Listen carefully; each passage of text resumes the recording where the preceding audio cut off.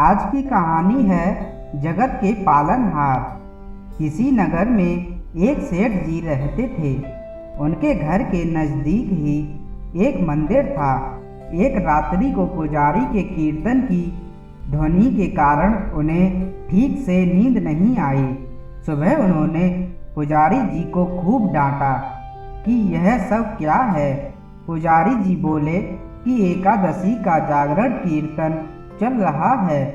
सेठ जी ने कहा, जागरण कीर्तन करते हो तो क्या हमारी नींद हराम करोगे? अच्छी नींद के बाद ही व्यक्ति काम करने के लिए तैयार हो पाता है, फिर कमाता है, तब खाता है। पुजारी जी बोले, सेठ जी, खिलाता तो वह खिलाने वाला ही है। सेठ जी ने कहा, कौन खिलाता है? क्या तुम्हारा भगवान खिलाने आएगा? पुजारी जी बोले, वही तो खिलाता है। सेठ जी ने कहा, क्या भगवान खिलाता है? हम कमाते हैं तब खाते हैं। पुजारी जी बोले, निमित्त होता है तुम्हारा कमाना और पत्नी का रोटी बनाना, बाकी सबको खिलाने वाले सबके पालनहार तो वह जगन्नाथ ही हैं। सेठ जी ने कहा, क्या पालनहार लगा रखा है? बाबा आदमी के जमाने की बातें करते हो। क्या तुम्हारा पालने वाला एक एक को आकर खिलाता है? हम कमाते हैं तब तो खाते हैं। पुजारी जी बोले, सभी को वही खिलाता है। सेठ जी ने कहा, पुजारी जी, अगर तुम्हारा भगवान मुझे 24 घंटों में नहीं खिला पाया तो फिर तुम्हें अपना यह भजन कीर्तन सदा के लिए बंद करना होगा। पुजारी जी बोले, मैं जानता हूँ कि तुम्हारी पहुँच बहुत ऊपर तक है, लेकिन उसके हाथ बड़े लंबे हैं। जब तक वह नहीं चाहते तब तक किसी का बाल भी बांका नहीं हो सकता। आजमाकर देख लेना। पुजारी की निष्ठा परखने के लिए सेठ जी घोर जंगल में चले गए और एक विशालकाय वृक्ष की ऊंची डाल पर यह सोचकर बैठ गए कि अब देखता हूँ इधर कौन खिलाने आता है। 24 घंटे बीत जाएंगे और पुजारी की हार हो जाएगी। सदा के लिए कीर्तन की झंझट मिट जाएगी। तभी एक अजनबी आदमी वहाँ आया। उसने उसी वृक्ष के नीचे आराम किया, फिर अपना सामान उठाकर चल दिया, लेकिन अपना एक थैला वहीं भूल गया या छोड़ गया, ये भगवान ही जाने। थोड़ी देर बाद 5 डकैत वहाँ पहुँचे। उनमें से एक ने अपने सरदार से कहा, उस्ताद, यहाँ कोई थैला पड़ा है, जरा देखो। खोल कर देखा तो उसमें गरम गरम भोजन से भरा टिफिन था। उस्ताद, भूख लगी है, लगता है यह भोजन भगवान ने हमारे लिए ही भेजा है। अरे, तेरा भगवान यहाँ कैसे भोजन भेजेगा?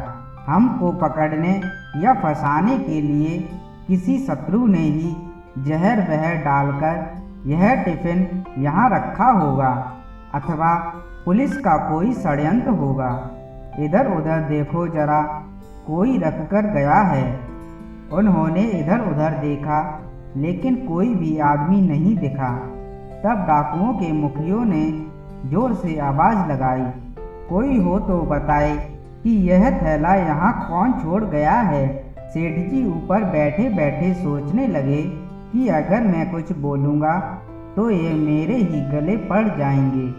वे तो चुपचाप रहे, लेकिन जो सबके हृदय की धड़कनें चलाते हैं, भक्त बस्तल हैं, वह अपने भक्त का वचन पूरा किए बिना शांत नहीं रह सकते। ईश्वर ने उन डकैतों को प्रेरित किया, उनके मन में प्रेरणा दी कि ऊपर भी देखो। उन्होंने ऊपर देखा तो वृक्ष की डाल पर एक आदमी बैठा हुआ दिखा। डकैत चिल्लाए, अरे नीचे उतर। सेठ जी बोले, मैं नहीं उतरता। डकैत ने कहा, क्यों नहीं उतरता? यह भोजन तूने ही रखा होगा। सेठ जी बोले, मैंने नहीं रखा, कोई यात्री अभी यहाँ आया था वही इसे यहाँ भूलकर चला गया।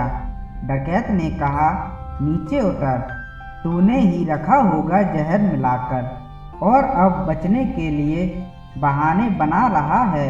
अब तुझे ही यह भोजन खाना पड़ेगा। सेठ जी बोले, मैं नीचे नहीं उतरूंगा और खाना तो मैं कतई नहीं खाऊंगा। डकैत ने कहा, पक्का तूने खाने में जहर मिलाया है, अब नीचे उतर और यह तो तुझे खाना ही होगा। सेठ जी बोले, मैं नहीं खाऊंगा, नीचे भी नहीं उतरूंगा। अरे कैसे नहीं उतरेगा? सरदार ने एक आदमी को हुक्म दिया, उसको जबरदस्ती नीचे उतारो।